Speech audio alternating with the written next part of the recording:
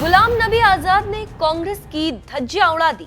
आजाद के तीर से घायल हुई कांग्रेस, लेकिन गुलाम नबी आजाद ने पीएम मोदी की तारीफ की। पीएम मोदी उदार हैं, मोदी को बदला लेने वाला नहीं कह सकते। मोदी की राजनीतिक आलोचना हो सकती है, लेकिन व्यक्तिगत नहीं।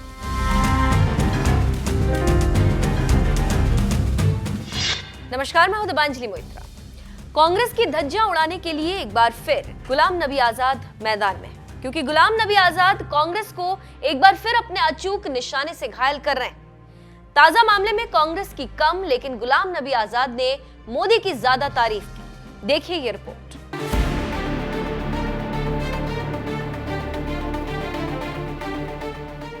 कांग्रेस के पूर्व नेता और G23 के सदस्य गुलाम नबी आजाद एक बार फिर सुर्खियों में, लेकिन उनके बयान कांग्रेस से ज्यादा पीएम मोदी को लेकर। इस बीच कांग्रेस मोदी को लेकर सड़क पर है और कह रही है कि मोदी बदले की भावना से काम कर रहे हैं और चुन चुन कर मोदी पर हमला कर रही। लेकिन अब कांग्रेस के पूर्व नेता गुलाम नबी आजाद एक बार फिर मोदी के लिए ढाल बने। उसी कड़ी में जम्मू कश्मीर में हुए एक कार्यक्रम में गुलाम नबी आजाद ने पीएम मोदी की तारीफ की और कहा कि मैंने कई मुद्दों को लेकर पीएम मोदी की कितनी आलोचना की, लेकिन वो उनके प्रति बहुत उदार रहे और उन्होंने अनुच्छेद 370 और CAA समेत कई मुद्दों पर उनके खिलाफ दिए गए तीखे बयानों के बावजूद उन्होंने उनसे बदला लेने की कोशिश नहीं की। मुझे पीएम मोदी को उनका ड्यू क्रेडिट देना चाहिए। मैंने उनके साथ जो किया, बावजूद उसके वो मेरे प्रति बेहद उदार थे।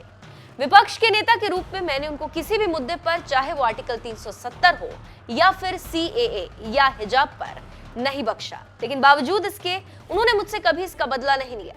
तो आप समझ सकते हैं कि एक बार फिर क्यों गुलाम नबी आजाद मैदान में। इसके साथ ही कांग्रेस भी गुलाम साहब को घेरने में जुट गई। कुछ कमियां सब पॉलिटिकल पार्टीज में होती हैं, कांग्रेस पार्टी में भी कुछ कमियां रही हैं और मैं आशा यही करता हूं कि कांग्रेस पार्टी उन गलतियों को ठीक करे और आगे बढ़े। कांग्रेस पार्टी की एक हिस्ट्री रही है, फ्रीडम स्ट्रगल में सबसे आगे रही है। कांग्रेस के नेतृत्व में आज़ादी की लड़ाई लड़ी गई है और मुझे पूरा विश्वास है कि उस बात को आज की लीडरशिप ध्यान में रखेंगे और एक नेशनल पार्टी का रोल अदा करे। हमें अफसोस होता है कि नेशनल पार्टी आज ऑल्टरनेट पार्टी नहीं बन सकती है। भारत के लोकतंत्र के लिए या विश्व के लोकतंत्र के लिए हमेशा ऑल्टरनेट अरेंजमेंट होना चाहिए। आज बीजेपी नेशनल पार्टी है, लेकिन सब लोग ये कहते हैं कि दूसरी कौन सी नेशनल पार्टी है। चाहे नाम के लिए नेशनल पार्टी हो, लेकिन नेशनल का सेंस मतलब है कि हर स्टेट में उसकी प्रेजेंस हो, उसके रिप्रेजेंटेटिव्स हों, उसके चुने हुए नुमाइंदे हों। और लोकतंत्र को अगर ठीक करना है तो उसमें 2 पार्टी सिस्टम तो मिनिमम होना चाहिए। यहाँ पर एक दिलचस्प जानकारी देते चलें कि अगस्त 2022 में आजाद ने कहा था कि मोदी को एक क्रूर आदमी के रूप में सोचा था, लेकिन बाद में मेरी पीएम के प्रति धारणा बदल गई। जिस दिन गुलाम नबी आजाद का राज्यसभा से संसदीय कार्यकाल खत्म हो रहा था, उसी दिन पीएम मोदी संसद में आजाद की तारीफ करते हुए भावुक हो गए थे और उनकी आंखों में आंसू आ गए थे। यहाँ पर हम आपको वो बाइट सुनाते हैं जब गुलाम नबी के लिए राज्यसभा में रोने लगे थे पीएम मोदी। जब आप मुख्यमंत्री थे, मैं भी एक राज्य का मुख्यमंत्री के नाते काम करता था। हमारी बहुत गहरी निकटता रही उस कार्यकाल में। शायद ही कोई ऐसी घटना मिल सकती है कि जबकि हम दोनों के बीच में कोई संपर्क सेतु न रहा हो। एक बार गुजरात के यात्री, क्योंकि जम्मू कश्मीर में जाने वाले टूरिस्ट में गुजरात बहुत बड़ा नंबर रहता है, और टेररिस्टों ने पर हमला कर दिया। करीब 8 लोग शायद मारे गए। सबसे पहले गुलाम नबी जी का मुझे फोन आया।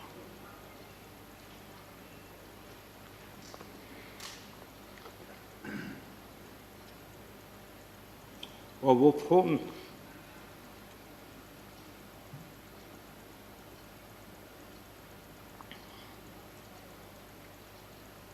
सिर्फ सूचना देने का नहीं था,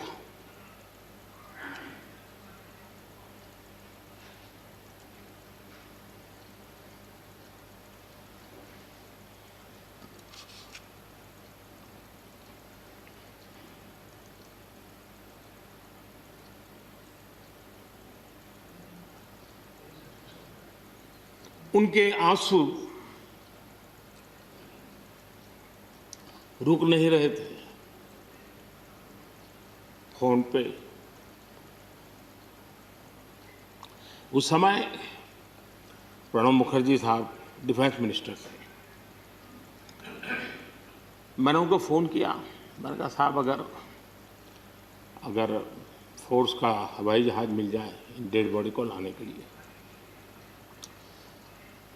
रात देर हो गई थी।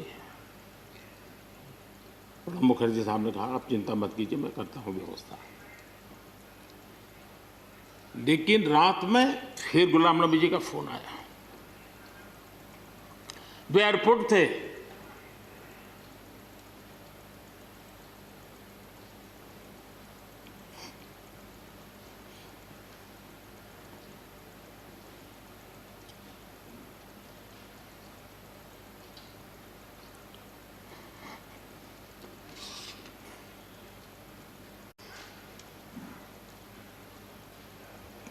एयरपोर्ट से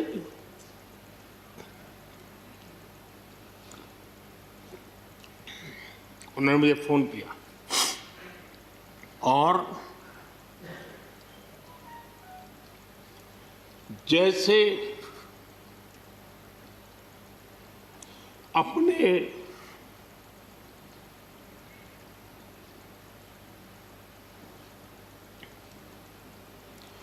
परिवार के सदस्य की चिंता करें,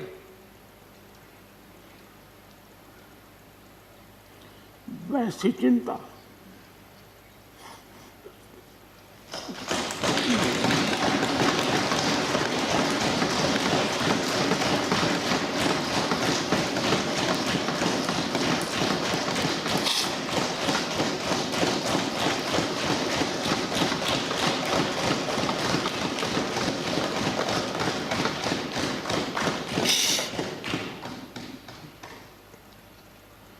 पद, सत्ता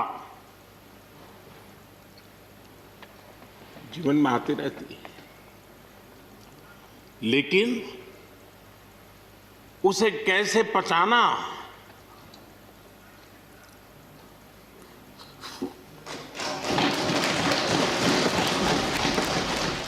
तो सुना आपने क्यों गुलाम साहब ने मोदी की दिल से तारीफ की है और इसका कारण क्या है। तो आप समझ सकते हैं कि कैसे एक बार फिर गुलाम नबी आजाद मैदान में हैं और क्यों। इसके साथ ही साथ मोदी को लेकर कांग्रेस हमलावर है और ठीक उसी समय कांग्रेस का एक पूर्व पदाधिकारी मोदी के बचाव में खड़ा है।